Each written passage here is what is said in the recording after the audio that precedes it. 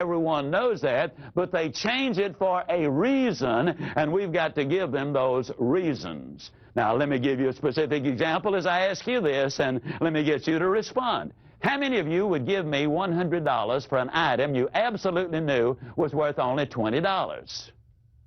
That's foolish, isn't it? All right? Now, understand the sale is made in the mind of the prospect. When they're saying no, in most cases what they're saying is, based on what you've told me thus far, I'm not going to give you my big stack of money for the little value you offer me in the product. Now, you give me more value, and I'll separate myself from my money. And so every time you use a new clothes or new information, you build value and value and value and value. And only when the value gets above the price do you have a legitimate prospect. That's where you start closing the sale. Now, let's look at some closes that deal with specifically how to overcome the price objection by using your voice inflection. Now, as a matter of curiosity, how many of you ever get a price objection? Can I see your hands, please? All right. Now, let me say this. When you use the right words and you're selling the right product, and use the right inflection in your voice, then you've got an infinitely better chance of making the sale. Let me say that those voice inflections can completely change the meaning and intent of words. For example, how many of you realized that in the Bible it clearly says that man was born cursing? Did you know that? If you don't believe it, look it up. It's Job 3:1, and it clearly says, and Job cursed the day he was born. Now, the only thing is that little comma is not in there. When you took the comma and put it in, that completely changed the meaning. For example, let's take something like, I did not say he stole her money. Now, those are 8 words, and we can make them say 8 different things with voice inflection. This is why good professional salespeople need a cassette recorder, so they can record their presentation and listen to their voice and listen to that voice inflection. For example, when I say, I did not say he stole her money, that's just a statement of fact. But alter it slightly, I did not say he stole her money. Completely different meaning. Or, I did not. That's a vehement denial. Say he stole her money. Or, I did not say he stole her money. Completely different. Or, I did not say he stole her money. That was a rascal over there that did it. Or, I did not say he stole her money. You know, he's going to put it back. I mean, he's just borrowing it. Or I did not say he stole her money. It was hers that the rascal stole. Or I did not say he stole her money. It was a diamond ring the rascal got. Now, you see, we took 8 words in one sentence, made them say 8 entirely different things. And when you become a serious student of selling and learn what those voice inflections are and how you can handle them, it makes a dramatic difference. Charles Osgood says, compared to the spoken word, Charles Osgood says, compared to the spoken word, a picture is a pitiful thing indeed. Words move people. They move them emotionally. Now, if you can put the word and the picture together, now we're in business. Now, different prospects will object differently. For example, one prospect might stomp his foot in essence and say, that price is ridiculous. How many of you have ever had somebody, really respond in a manner like that? Another one might say, well, it seems to me the price is a little high. You might have a good old boy down home type fella, and he might say, you folks kind of proud of that stuff you sell, ain't you? Now, they're all talking price, but you handle them in a totally different way. The one who says that price is ridiculous, you don't argue with him. You don't say, no, it's not either. You repeat what they said, but you do it this way. You lower your voice, you look them right in the eye, and simply say, the price is ridiculous? Now, that sounded so simple, but you'll have to hear that a number of times to get that inflection right. What I did at the very end, my voice was rising. And what that does is it physically moves the objection back to the prospect side of the table. You are now selling on offense instead of defense because the prospect now has to defend their statement instead of you justifying the price. Now, because everything is selling, ladies, let me go ahead and tell you this, that works infinitely better even at home. For example, let's say that you beat your husband home. And you've had really a tough day, and as he walks in, you greet him warmly, of course, and give him a big old smooch, and then you back up about 3 steps, you look at him and a big old smile and say, honey, did you want to take me to Alamans or Farfallows for dinner? He might say, I don't want to take you anywhere to dinner. You don't argue with him, you just simply repeat what he said. You don't want to take me to dinner, hon? It almost ain't fair. It really is not. Now, let's say that it's grass cutting time, and so you say to your 14-year-old, okay, son, it's time to cut the grass. I don't want to cut the grass. You don't argue with him. You repeat what he said. You lower your voice. You look him right in the eye and say, you don't want to cut the grass, son?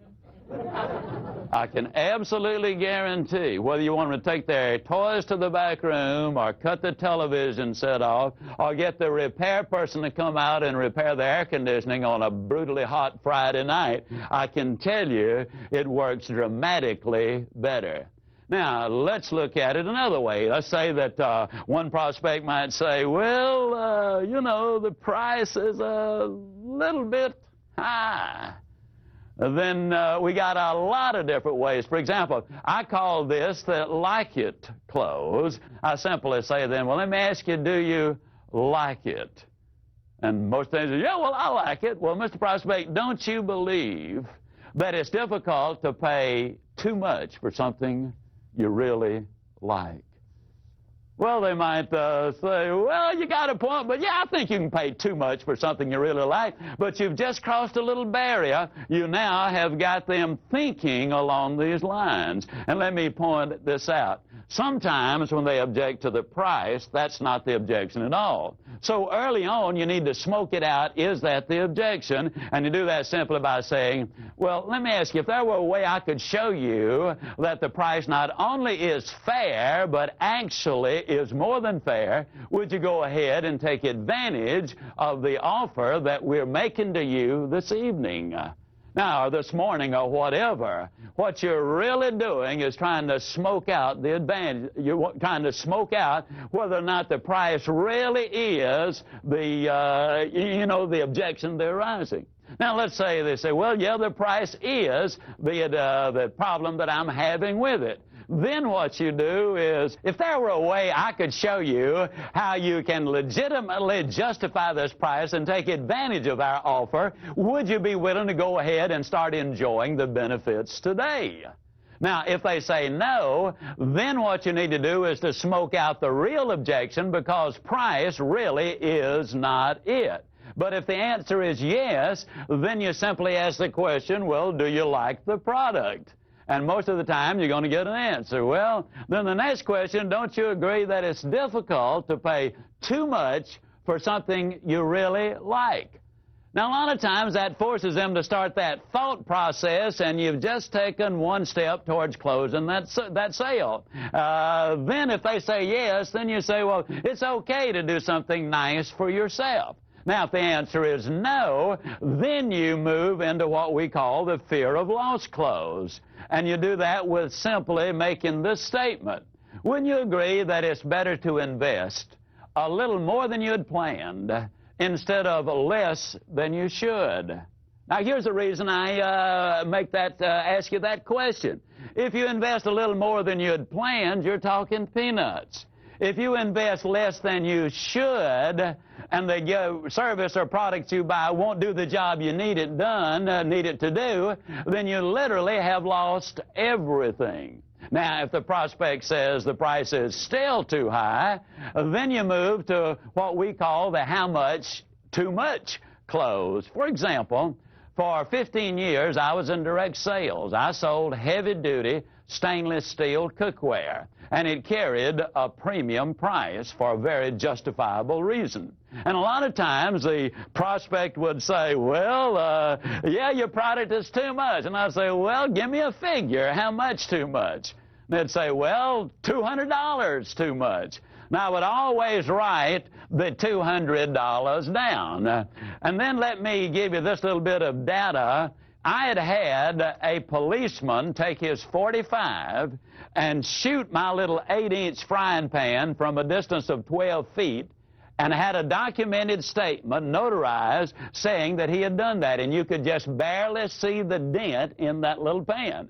And so I had shown that to the prospects in the process of the demonstration, and I said, let me ask you, you say $200 too much. How long do you think this set of cookware is going to last you? And invariably they say, well, I think it'll last forever. Then I would say, it certainly would last you at least 20 years, wouldn't it? And invariably they say, yeah, I don't think you'd have any trouble with that. Well, if you invest $200 too much over a 20-year stretch, what that amounts to is about $10 a year. And if you break that into pennies, it means really that for just 3 cents a day, you can go ahead and have the finest equipment that you can get anywhere at any price. Now, if the prospect still objects or still says, well, it's too high, then I would ask him this. I would say, now, let me ask you this question. Do you ever eat out? And invariably, they would say, oh, yeah, we frequently go out to dinner. Then I would simply say to them, well, let me ask you, do you tip the waitress? Invariably, they say, or waiter. They say, oh, yeah, we always tip. Well, this was a number of years ago, and so I would use a lower price. I would say, well, now, how much do you generally tip? And they would say, well, at least $1. Then I would say, well, now, let me tell you what you're giving $1 for. That is to have the food brought from the kitchen and put on the table. You brought the silverware and the china out. They served you water and coffee, but they served. Now, you give her $1 for doing that, or him $1 for doing that. Your wife went to the store. She bought the food. She brought it home. She carefully prepared it. She cooked the meal. She brought it to the table and served the meal. Then she's got to take it up and wash the dishes. Now, remember, this was many years ago before a lot of the ladies were working as they're doing today, and the husbands didn't give them much help at all in that kitchen. Most of them still don't give them very much help. But then I would simply say, if you would tip that serve person $1 for bringing the food from the kitchen to the table, don't you think your wife deserves at least 3 cents for doing all of those other things? I got to tell you, we got some pretty exciting results as a result of using that particular clothes. Now, if the prospect says, well, the price is still too high, then I would go to this one. Well, now, let me ask you, are you concerned about the cost, or is it the price that you're concerned about? And a lot of times they would say, well, what's the difference? Now, I would always use, and incidentally, the reason I moved to the board, and what I encourage you to do, anytime you see me use this board to illustrate a point, or use graphics to illustrate a point, that says to you that you need to be letting your prospect see you writing something when you're showing figures. And the reason is we've been conditioned to believe what we see and doubt what we hear. Now, if they see it and hear it, see it as logic, hear it as emotion, you put the two together and you got a better chance of making the sale. So the prospect says, well, what do you mean? Is it cost or price we're concerned about? Then I simply say, and here's the example I use because it happened in my life, I encourage you to get one out of your industry that specifically fits you. I say, well, now, when my son was 6 years old, we went down to the Swin bicycle place to get him a bicycle. They told us it was $64.95. Well, years ago, that was an enormous price to pay for a bicycle. Just to teach a 6-year-old how to ride, he's going to tear it up anyhow. So I went down to a discount store, and there I priced a bicycle for $34.95. Now, this price is obviously considerably less than that. And again, I'm showing them, they're seeing it and hearing it. Now, it was a nice little bicycle. About 60 days later, we went back to that little bicycle store because we wanted to get the handlebars replaced. And they said, well, you know, it's in warranty and not going to cost you anything. Well, 30 days later, we had to go back and get more new handlebars, no longer a warranty, and so now the price is $4.50 higher, and at this point, we have got, let me see, $39.45 invested in that bicycle. Well, about 3 months later, the entire sprocket apparatus, the brakes and all of that, came completely kazip.